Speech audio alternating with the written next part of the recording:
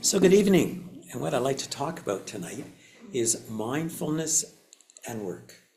So let's just get a sense, how many people here still work? If you put your hand up, 1, 2, 3, 4, 5, 6, 7, 8, 9, 10, 11, quite a bit. And how many people here don't work? So we are in the deficiency. So let's just get a sense of all the people who work here. You've come to an evening of mindfulness and work. What is it that you want to learn tonight? What are the difficulties you have in being mindful at work? Any thoughts? Multitasking while trying to be mindful. Multitasking. Can you really do two things at once? I think we're programmed to do in this day and age, but you don't have a choice sometimes. Yeah. So just an interesting comment about that. They say that we cannot do two things at once, that we do one thing and then we rapidly shift. And the other thing is that, our culture is to multitask. Actually, it's detrimental to our productivity. Any other thoughts about why you're here and what do you want to learn? Or getting reactive at work and really not another one with a job to do and not really taking it in stride. So being reactive, getting another task, oh my God, what am I going to do? And then getting geared up. Yeah. Okay, so maybe finding a way how to be less reactive. Okay, thank you.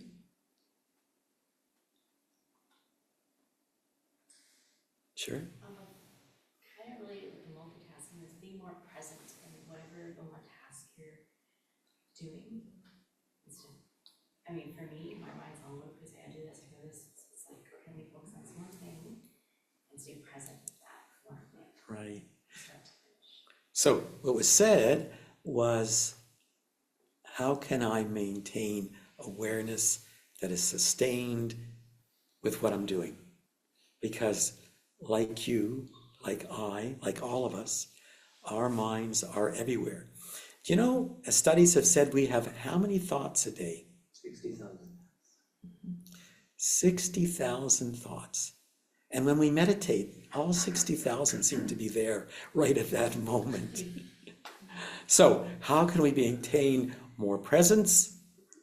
How can we be less reactive? And is there another way to be other than multitask? Anything else?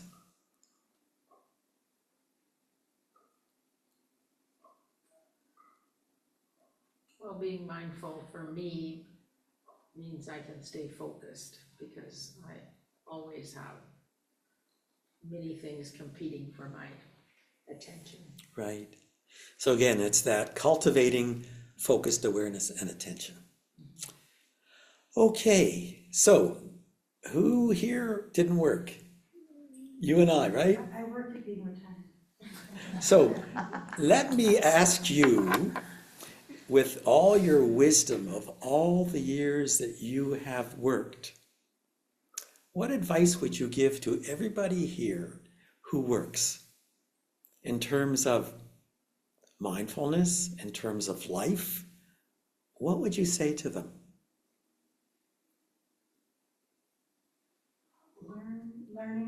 Still learning to be centered.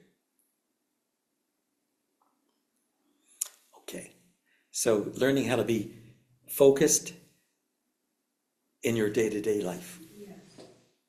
And Okay, prioritizing on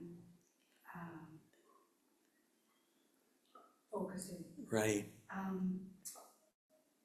Okay, so thank you. So that's great to hear.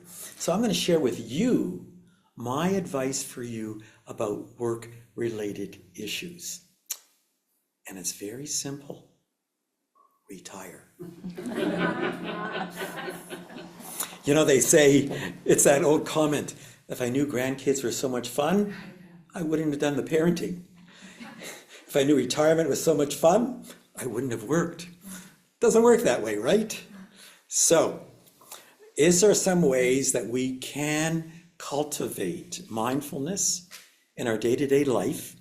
And the reality is that what we're going to discuss isn't just work. It's about living your life moment to moment, whether you are at work or whether you are not at work. So, why is mindfulness and meditation so valuable? So we have to understand that meditation is a formal practice. It can either be focused awareness, open monitoring, where whatever topic comes into your awareness is the object of choice. When we have a focused practice, it's very interesting. Meditation does us. So meditation, when you have focused awareness, you decrease the function of the amygdala. The amygdala is the center of fear, of emotions, of reactivity. You increase the function of the frontal parietal lobes, which is the executive function for self-regulation. And interestingly, when you are not focused, your mind goes into the default mode network. Now, the default mode network, you know what it does? It selfs. It creates the sense of self. And when you ruminate, you think about the past, you think about the future. So there is tremendous capacity to have neuroplasticity. And when you enhance the regulatory function and decrease the reactive function, that works really well. I remember working and I would meditate. I really made an effort to try and meditate every day. And then I'd go to work. Sometimes, now interesting, for me, I didn't really see the benefit of the meditation when I was meditating. An hour or two later, all of a sudden, I shifted into this lower gear. It's kind of neat that these patients who I've seen so many times and never followed anything that I ever said, it was okay. I wasn't frustrated. I wasn't upset by it. So, what do they say? Meditation is key. The problem is that when you're so stressed out and so active, what is lost? Meditation. So the first important thing in terms of stress and work is you have to have a regular meditation practice. How many people here have a meditation practice? Okay, great. So, I'm so darn busy. There is no time to meditate. You crazy? I got all these tasks to do. I've got too many demands at work. So what I'm saying is that meditation has to become a priority. And you don't have to meditate for an hour or 30 minutes, whatever works for you. But consistency is the key. And the way that I would try and prioritize meditation is I would plan my day backwards. How does that mean? I had to be work at 8. Took me 30 minutes to drive to work, 7:30. 30 minutes for breakfast, 7 o'clock. 6:30 for meditation. 6 o'clock, wake up and shower. So I planned my day around the need to meditate and made it a priority. And I did it by looking at the time when I would have to get up in order to do it every day. Because there's no question that when you meditate on a regular basis, personally, I can say that with this practice over the years, there has been a much greater degree of emotional regulation. It takes a lot more for me to get provoked. When I am provoked, I don't go as high. And there's much greater resilience coming back to baseline. So I think the single most important thing, and there'll be other things, is to try and consistently have a meditation practice, because it will have benefits throughout the day that you just aren't aware of, and you get without an expectation. I know for myself personally that over the years of meditating, what has come up is also a much greater degree of empathy and compassion for myself and other. And it was never anything that I intended to do. So, the number one thing that you can start is to establish a daily meditation practice. And the one other thing about when you meditate, personally, meditating in the morning is a lot better than meditating at night. Now, there are some people here who like to meditate at night because it helps them sleep. But how many times have you said, you know, I'm going to work out when I get home? And what gets worked out? The sofa. Because you're so tired that you don't work out. And it's the same for meditating. So I think that when you meditate first in the morning, the advantage is you will meditate. And two, your mind is the less agitated it will be all day in the morning before you've had all that onslaught of ideas and things, etc. So let's talk about mindfulness. So I just want to draw that keen distinction. Meditation is a formal practice. It may involve mindfulness. And I'll get into what mindfulness is, at least my perspective. But mindfulness is that capacity to be present as often as we can remember. The problem is, and I don't know about this for you, I would be mindful if I only could remember to be mindful. It's so hard to remember. So what we need is we need to cultivate cues, ways to support, to remind us to be mindful. So what are those cues? Well, on your watch, set an alarm every hour. Create a physical cue. Okay, I get up in bed in the morning. Whenever I walk through a door, whenever I put my cell phone down, whenever I go to the bathroom, that is my cue to be mindful. So, creating cues to support your awareness is a wonderful way to create mindfulness. Okay?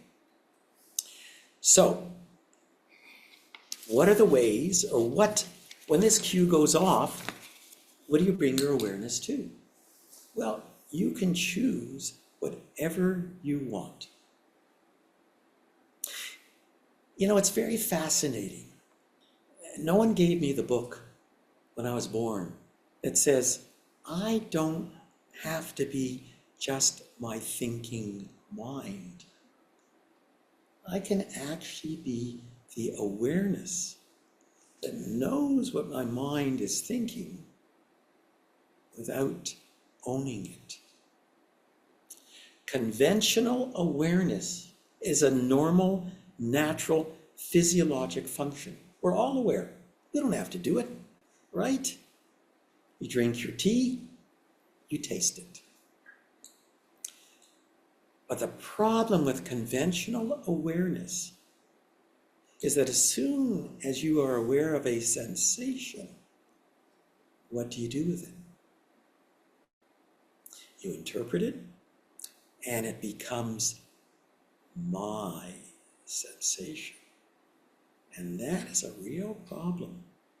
And the capacity to rest in the awareness that knows what your mind is saying without owning the sense of self that that says it is liberating. Easier said than done, and we'll talk a little bit later about how to do it. Awareness of content. We basically see, hear, taste, touch, smell, and think. Can you simply be aware of what is present in this moment in terms of thoughts or feelings? Awareness of process. How does the sense of self get created? It's fascinating. I'll talk again a little bit later on. But there are causes and conditions that come together each moment that creates a sense of self. And finally, relationship. We're never with what our minds interpret. We're always in a relationship of resistance. What does that mean? Is this something I want more of, desire? Is this something I want less of, aversion?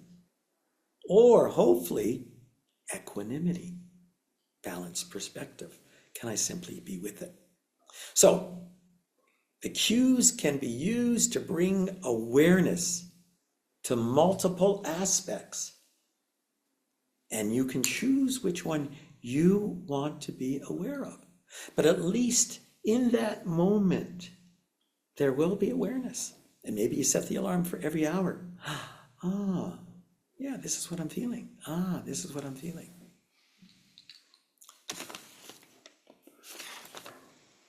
Awareness of the breath. So, we all breathe, right? Thank goodness it happens both intentionally and unintentionally. Because if it relied on us to remember to breathe, we'd all be dead by now, right? So, what you can do when the alarm goes off, the cue goes off, is you bring your awareness to the breath. And you can do this two ways. One, intentionally. In other words, what I'm going to do for 1 minute, which is roughly 5 breaths, if you inhale for 4 and exhale for 6. That's called slow breathing. And that is an optimal breathing frequency for stabilization.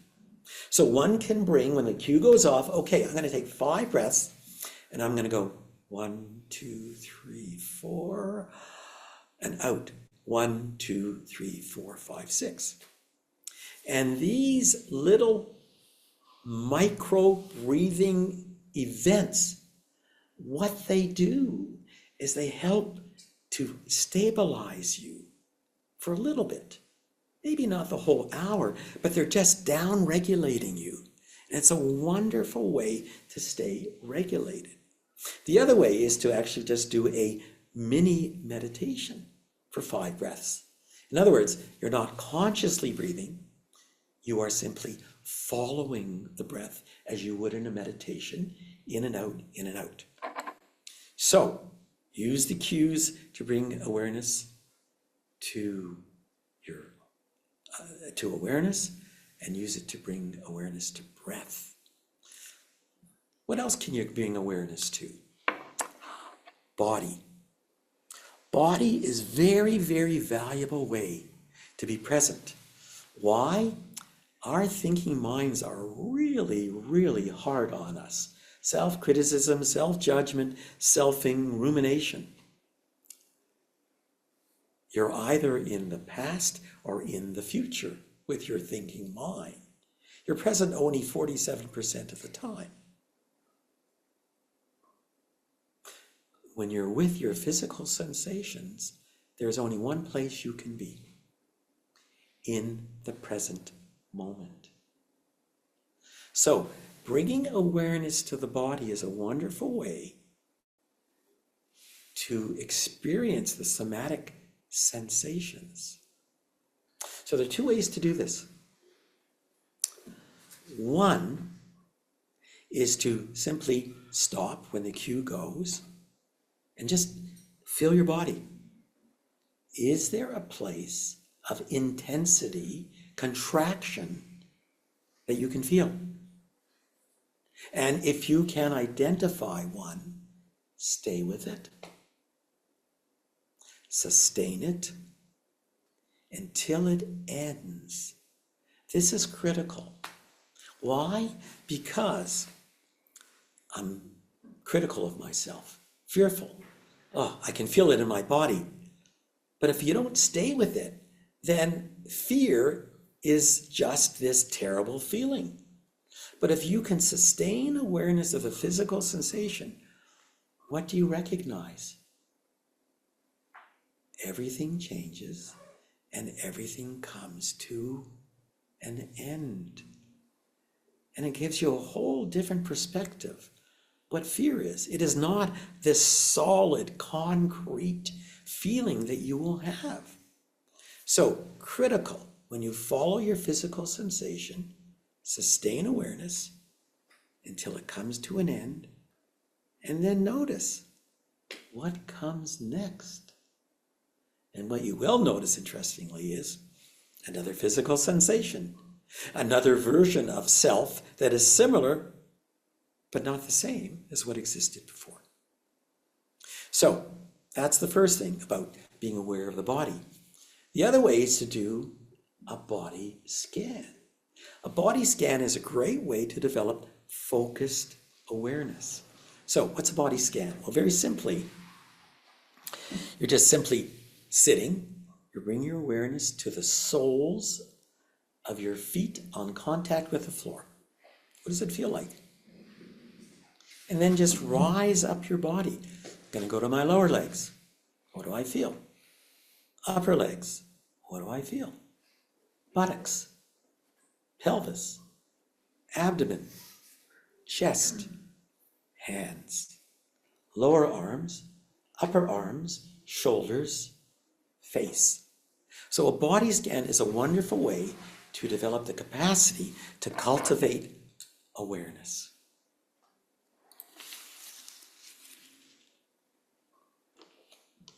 Another way, when the cue goes off, is to bring your awareness to walking. And so this is another version of meditation. Watch yourself move. Feel the sensations of the movement of the legs, or simply the sensation as the soles of your feet contact the floor. It's a great way to cultivate mindfulness, attention, and do that for a minute. So, cues are essential. It is a wonderful way to help cultivate awareness and mindfulness. And what we're cultivating is awareness of awareness, awareness of content, awareness of process, awareness of relationship, awareness of the breath, awareness of the body. So these are very, very simple ways to develop mindfulness. So the other thing we have a problem with is our speech. Are we very conscious of speech? You know, a lot of what we do is spontaneous, automatic, subconscious. It just happens. Do we have free will? They did this study, and they did MRI scans, brain scans, and they put this person in the scanner. They gave them a clicker for their left hand. They gave them a clicker for their right hand. And they said, when you're ready, I want you to choose which clicker you will suppress. And 80% of the time, so up to 1 second before the choice was made, the MRI scanner accurately predicted which hand would be chosen. What that says is that, for the most part, I think we are operating subconsciously. Our minds create its reality. It comes into awareness, and then we say, I just thought that. But the reality is, no. The other key thing at work is to recognize the value that we are humans. We are very tribal. We are all connected, and connected in an interdependent way. What do I mean by that? Well, Joan's a doctor. She does something. And what she does in some way impacts the community, the world. Everyone here does something in their existence. And in some way, that impacts. Thich Nhat Hanh talked about interbeing, the interdependence of existence. So, when you eat that apple, what is in that apple? The sun, the rain, the fertilization that allowed the tree to grow, the people who picked the apples, the people who sold the apples. So there is a tremendous sense of interdependency. And I think it can be very helpful in community when you look at someone else and saying, you know, that person is really supporting me in some way. And maybe I should appreciate that. So we now come to the crux of all of this. And that is, what is mindfulness?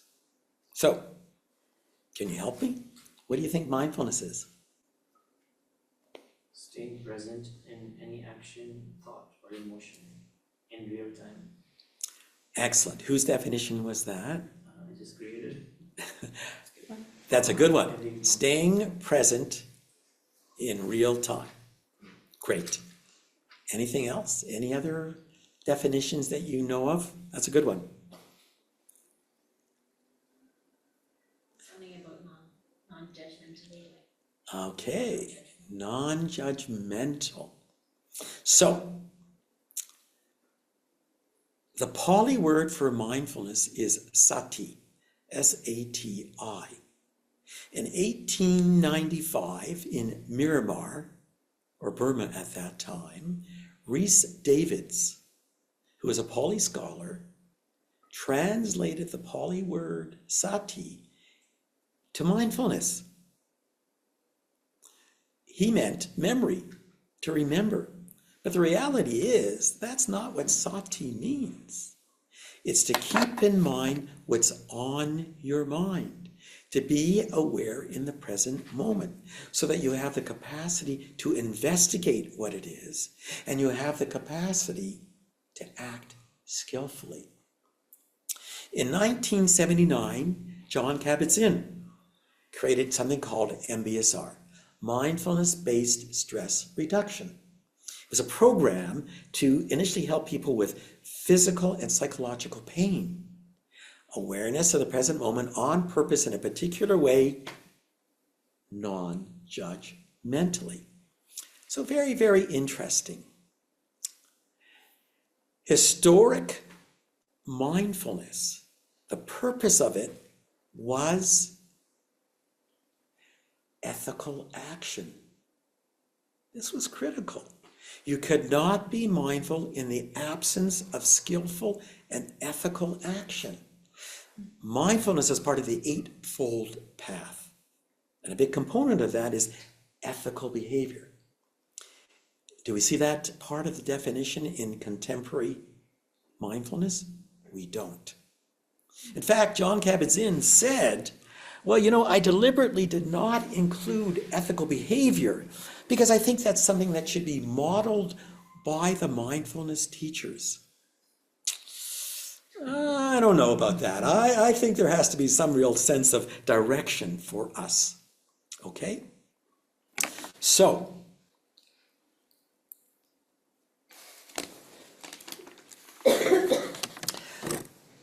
and the other critical aspect is contemporary mindfulness is about releasing physical and psychological pain. Historic mindfulness, as I said, is about ethical behavior, compassion, and wisdom. So there really is quite a difference. Discernment in historic mindfulness which seems to go against being non-judgmental, was a critical part. There's something called a gatekeeper sutta teaching. And they likened mindfulness to the gatekeeper of the city, who was looking at who was coming into the city. Were they skillful or not? And how do I respond, skillfully or not? So it's very important to recognize that there are many definitions of mindfulness, from historic to contemporary understanding. I think that the current contemporary understanding is more about awareness of the present moment. But I think it misses so much more. Mindfulness is not about a blank, silent mind. It's not about having no thoughts, right? Death and coma, that's the only way you're going to get there. And that's not what we're trying to do. Mindfulness is not freedom from pain and suffering. It's the freedom to be with pain and suffering. The critical aspect about mindfulness is not what is present, but how are you in relationship with it? That's the critical aspect. And contemporary mindfulness is really heavy on awareness without relationship and ethical behavior. When I look at the word non-judgmental, I don't know about you, but that evokes in me a sense of restraint, inhibition, what I'm not going to do. Does that seem right? And if you are non-judgmental, okay, I robbed a bank. Yeah, that's okay. Good or bad, I don't know. It's right. I'm not going to be judgmental. So if you're non-judgmental, does that mean that inevitably you will have ethical behavior? I don't think so. If you're non-judgmental, does that mean you will not suffer? Well, my mind's criticizing me and judging me. It's okay, but I'm still suffering. So that's the first thing. I have a lot of problem with being non-judgmental. And the reality about mindfulness, the critical part, is the capacity to befriend every thought, every feeling, every physical emotion. It's the capacity to be open, to accept, to allow, to engage, to experience without interference. You want to be one with your experience, not the one that is having the experience. Very critical distinction. So, this now becomes the hard part. How is it? Why do we suffer? Why do we suffer so much? Every moment is a self-referential moment. The Buddha was amazing. 2,600 years ago, he said anything we attach to as I, me, or mine will lead to suffering. And this is a little hard to get your head around. But this is the ultimate freedom point in mindfulness. So, when I was growing up, what I learned in my home was I needed to be perfect to be loved. That wasn't so hard, right? Just be perfect every moment. So what happens in my life now? I create a belief system about my sense of self and how it should be present in this world. I interact, I do something. My mind instantly says, as the action of self that I've created, congruent or incongruent with the belief system of who I believe I am. You see, this comes from historic inner child wounding, which all of us have. You cannot escape some degree of inner child wounding. Some are much worse, some are much better. But it is essential for me to act in a way that is congruent with my belief system, because if it doesn't, that means I'm at risk of not feeling safe, loved, and worthy. So the causes and conditions that come together each moment are based on the belief system of who my sense of self is, that is based on inner child wounding, attachment, and all those other societal beliefs that we have about what is the right car or house or job or partner or religion or politics we should have. This is going on every moment.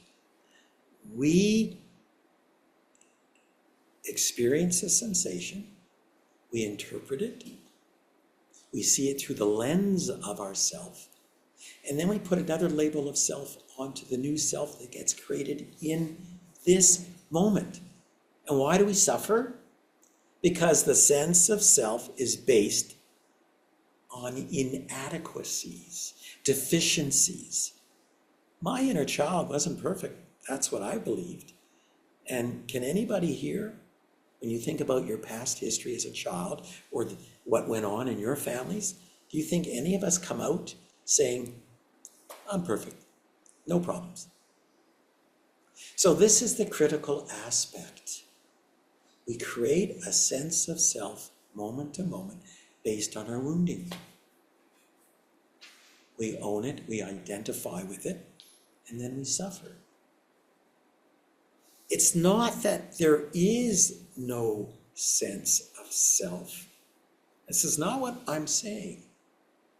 There is a sense of self that gets created in a psychological sense.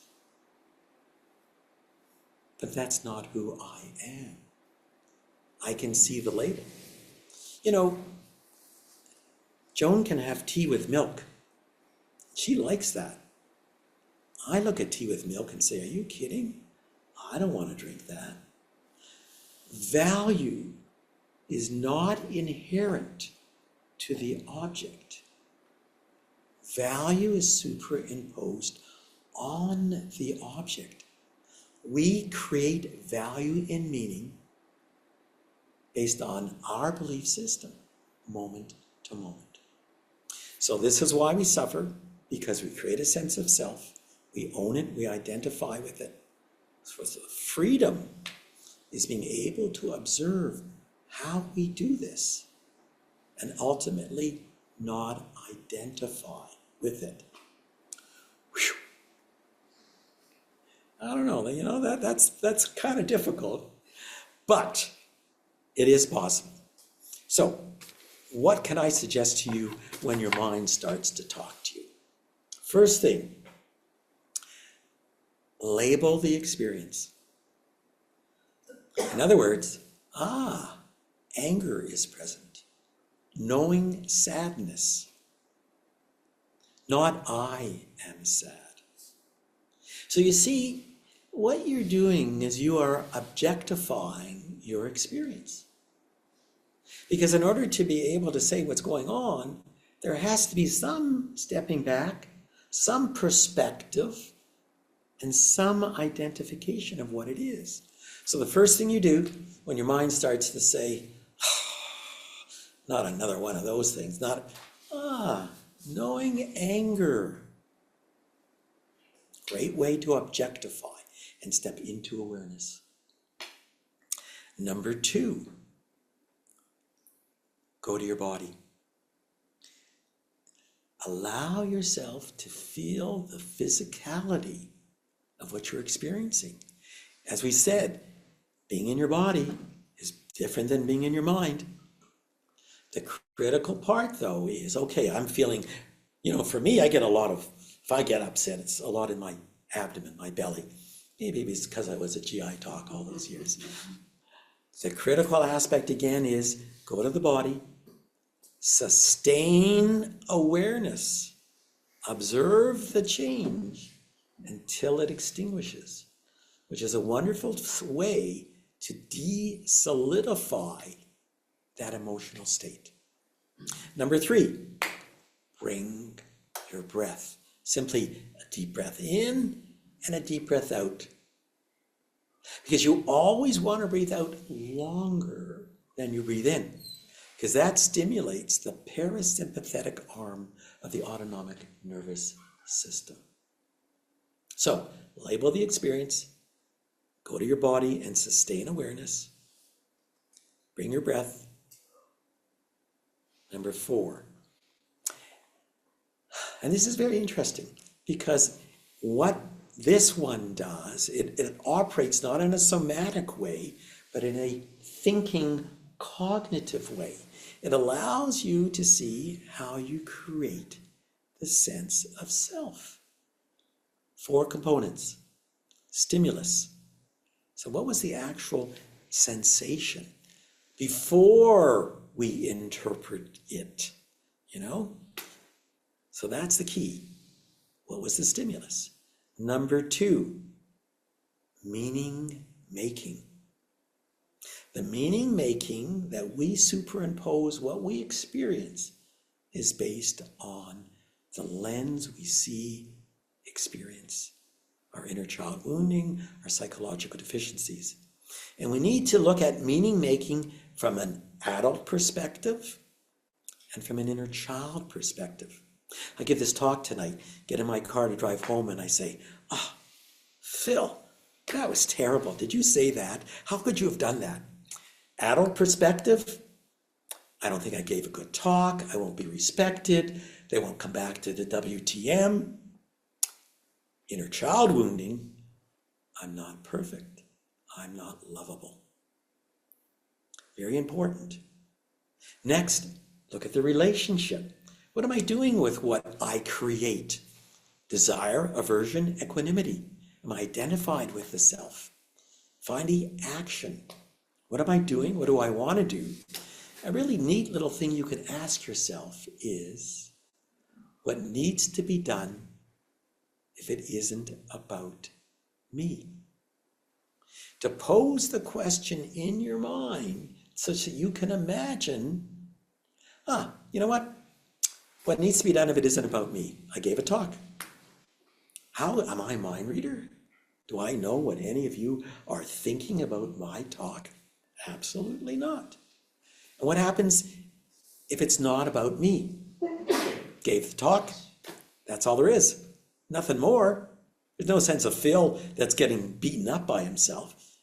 The talk was given. And so far, I don't know what the feedback is.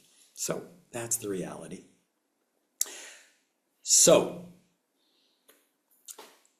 that's mindfulness and work, which in reality is mindfulness and living. Develop a meditation practice, cultivate mindfulness, use your breath, label, sustain awareness of the body until extinction. And if you have time, it's really quite interesting to begin to examine this stimulus, meaning-making, relationship, and action. Now that it may be very difficult to do it in the moment, right? Because you're just all scattered. But what you can do is you can remember the event.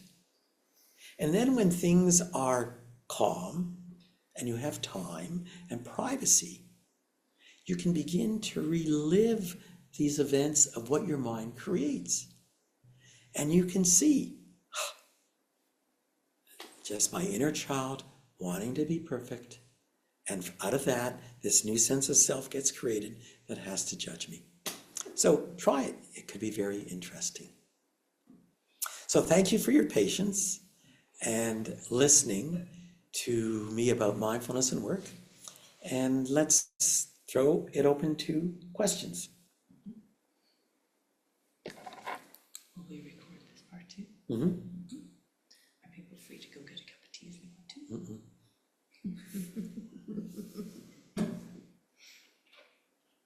So do we have any questions about what we've shared? There's been a lot that we've talked about. Or maybe I covered the whole thing and there's nothing to ask, I don't know.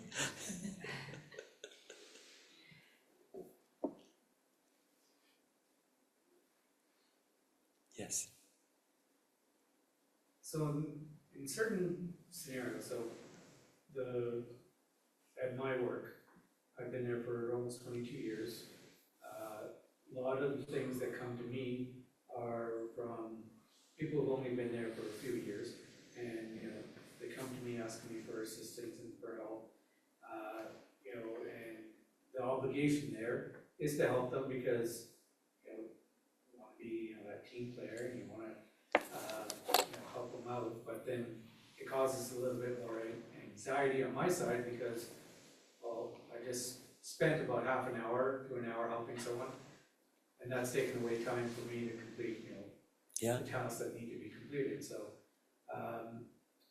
one of the things that I have tried to do this summer is try to fully take the break that I'm allocated, so my lunch hour, and try and go outside. And for the first little while, I was going outside. I had headphones on, I'd go for a walk, listening to music or listening to YouTube videos and stuff like that. But then I stopped bringing the headphones and just listened. And I found that a lot of the times coming back, I no longer got as triggered as I with my anxiety, helping someone. And after lunch, I guess I was in a more accepting state of, okay, I can help people, I can manage. And it took a while to figure that out, but because I don't necessarily meditate in the traditional sense. You can ask my wife. What I do is I love doing the dishes, cleaning the kitchen. That's my meditation zone. Yeah. I ask her many times, please get out of the kitchen, let me clean up, let me do all that. The other thing I do is I love to go for walks and jogs and stuff like that. And I've tried to do it less and less with distraction, like headphones and stuff like that. And so that's the way that I found has worked for me. But I just don't know if if there's more that I can do to help, I wouldn't say prevent the anxiety that I'm gonna get in the morning times when I'm getting peppered or asked a lot of questions. One of the things that kind of triggers what you said about if you start in the morning and you do what needs to be done. In your case, you wake up, you shower, meditate, have breakfast, get ready for work, do the half-hour drive, and then you're at work.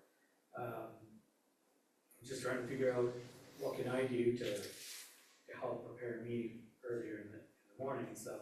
I am a morning person, but I also like silence in the morning. I like to just, not keep myself too busy, but and my wife will concur on this one. If I try and meditate and close my eyes, I will fall asleep. Almost every time I'll fall asleep. I can kind of meditate that way. I'm just trying to figure out, I think I figured out after the fact, in the afternoon, what can I do to help me in the morning? And some of the suggestions that you put out there seem, I guess, reasonable, not too over complex. So I'll have to figure out something. And it could be waking up half an hour early and just going on the treadmill, for me. Do you want to repeat the question, Joan?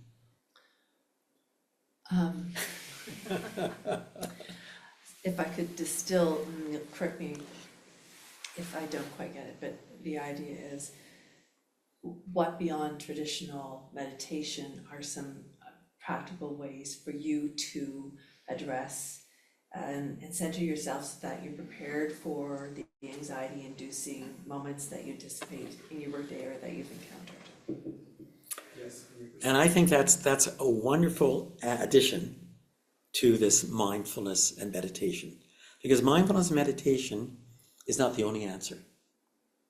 And we recognize, in terms of anxiety and stress, the importance of exercise, the importance of passion, the things that you really like to do, you need to do it. You know, too often, I worked for 39 years, and then it was 10 years to get to the 39 years, so it was a long time. And I can tell you, I think with reflection, we take things too personally, and we take things too seriously. And I think we fail often to get a proper work-life balance. There's no one on their deathbed, as a rule, that says, oh, I wish I could have worked another day. You know, the commonest, and what is the most important thing to people on their deathbed? You know what it is? That they were loved. Relationships. That is the key.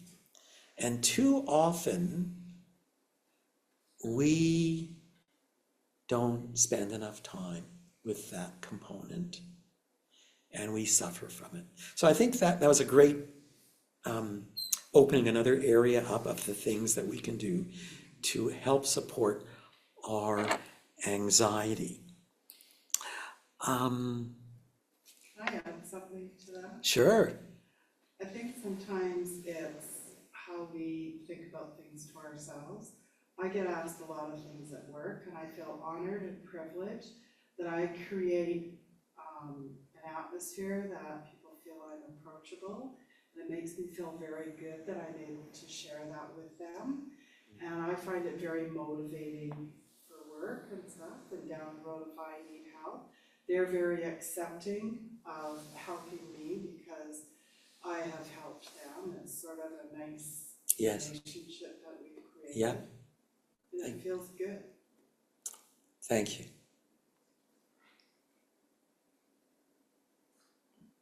Just before we get to your question, if you're falling asleep when you're meditating, open your eyes, meditate with the eyes open. 2, stand. You can also stand and meditate. And exactly what you said, that meditation and mindfulness is just not reserved to the sitting position.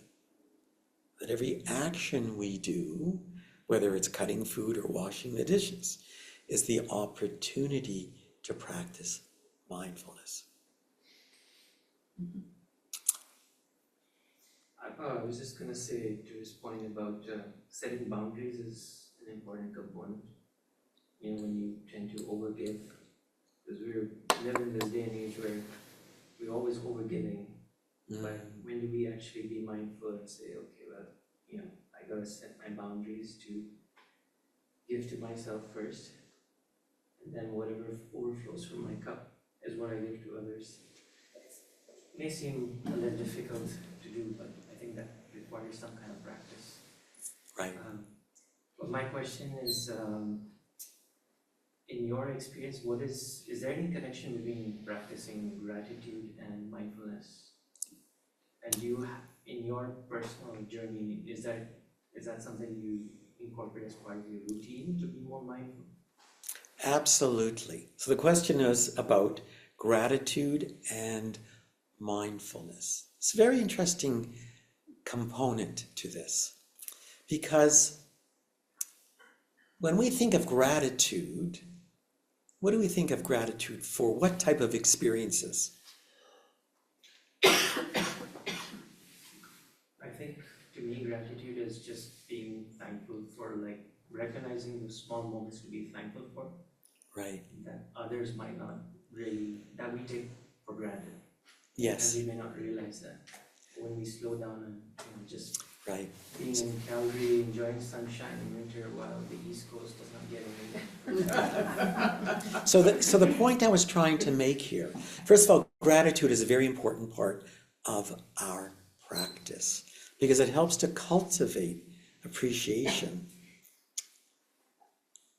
But I think, because when we think of gratitude, it's for all the positive things that tend to occur.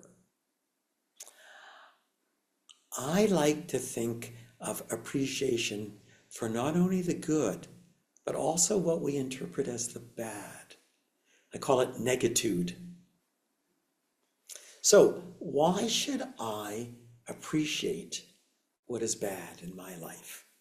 Well, there are lots of stories that you hear when someone is diagnosed with an end-stage terminal cancer, and their life was never more enriched and fulfilling after that diagnosis.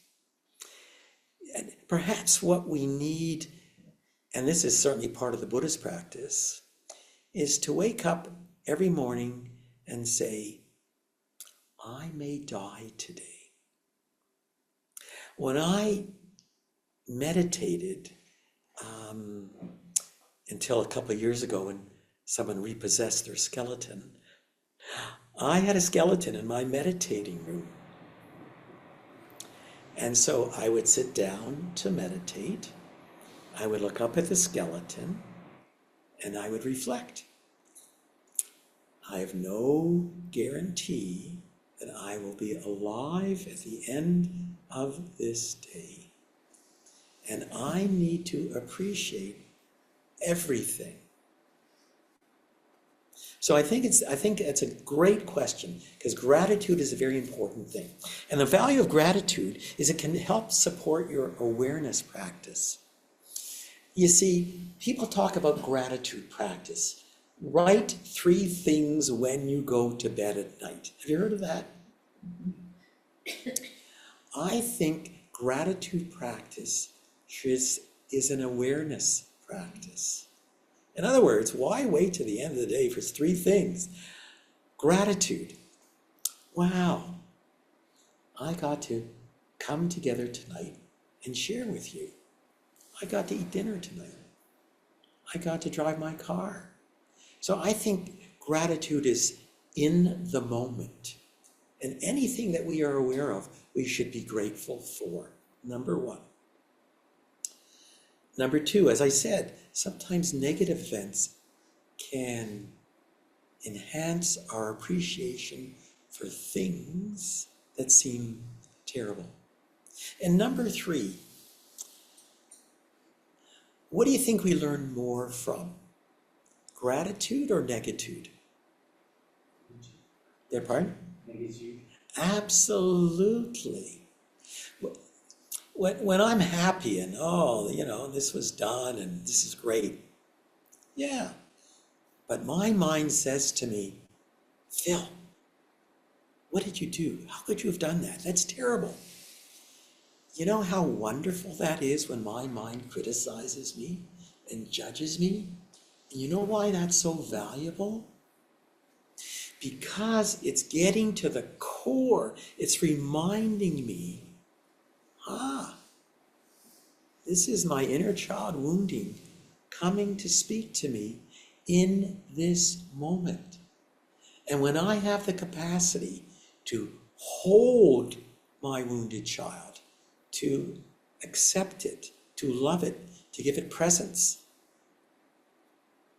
then I learn so much more from my negative thoughts than I do from my positive thoughts. So I think this is an important thing to recognize, that when our mind criticizes and judges us, it's only acting to keep us safe, loved, and worthy. And if we can tune in to, why is it doing that? It's rekindling an old wounding. What a wonderful opportunity to sit with it, to hold it, not to judge it.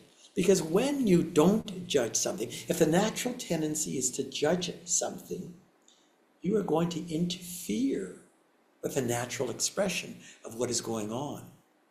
The essence is not judgmental in mindfulness. The essence is to be open to experience and to be with it.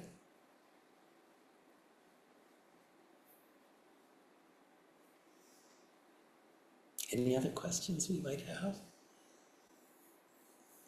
Any question is good. Any question is probably someone else's exact thinking that they want to ask.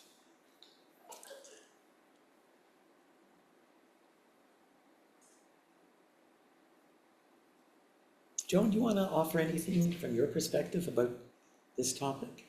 Mindfulness and work.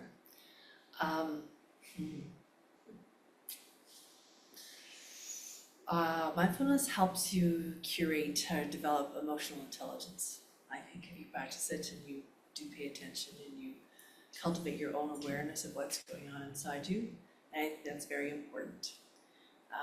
It helps you, I think, be more humble so that when you make a mistake, you have the capacity to recognize it and offer a heartfelt apology and not feel too vulnerable. Like, it's important to, I have found that being aware, being emotionally intelligent, being humble, acknowledging my mistakes, seeking apology, making reparation, these are all things that I have found have dovetailed and have been better for me through cultivating mindfulness in my practice and research that I did. Also, forgiving myself for the mistakes that I make, because inevitably I mess up just like everybody, and sometimes gargantuanly so.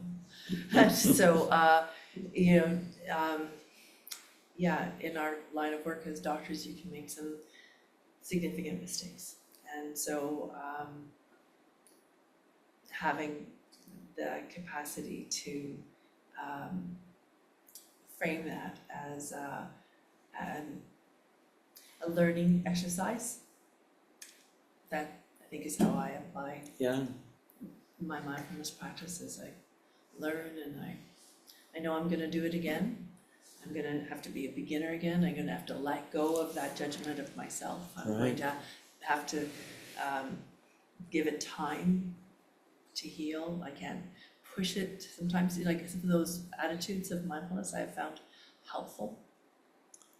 Joan raised a very key aspect that we haven't talked about, and that is compassion. Self-compassion and compassion for others. And, that's a whole talk unto itself. I'll just give you a little idea of how I deal with self-compassion. Who's the most difficult person to offer compassion to? Self, not other people. And again, the reason why this happens is because our inner child believes that if our parents are upset, we are responsible for it. We still hold these misinterpretations. What does that mean? It means if I have done something wrong, I deserve to be punished. That's why it is so hard to offer self-compassion. The way to get around that is, rather than I screwed up, I've created from memory an image of my child when something wrong went on. And so when my mind starts to criticize and judge me, one way to help support the practice is to bring to mind this image, this anchoring image of my wounded child. And I can direct my compassion to this child rather than to me. So, and the other way to enhance compassion for other is to remember, you know what? They're just the same as me. And that I have inner child wounding, you know what? They have inner child wounding. And so it's a way to establish acceptance and compassion for others. I think it's really helpful. One last thing, because we're almost done. We talked about self-referential judgment. That every moment is referred against the sense of self. Ultimately, what we want to create is non-self-referential discernment. Not does this moment state that I have made a mistake according to my belief system. The sense of self is not present. Is this action skillful? Is it ethical? Is it kind? Is it compassionate? Is it wise? Is it generous? Is it respectful? So evaluating every moment is not based on me, but it's based on these universal ethical standards. And so another thing to reflect when you look at how you are moment to moment and you judge yourself. So I'm just going to summarize for mindfulness and work. Make time for meditation. It's the best thing that you can do that does you. Plan your day backwards. 2, create mindfulness breaks, cues, alarms. And when the cue goes off, awareness of content, process, relationship, breath, 4 to 6 with prolonged exhalation, body, staying with it until it extinguishes. Very important. And the ultimate component, and it takes a long time to get your head around this, but anything we attach to as I, me, or mine will cause our suffering. And freedom ultimately in mindfulness is insight into the true nature of reality and self that will allow you to be present without owning the self.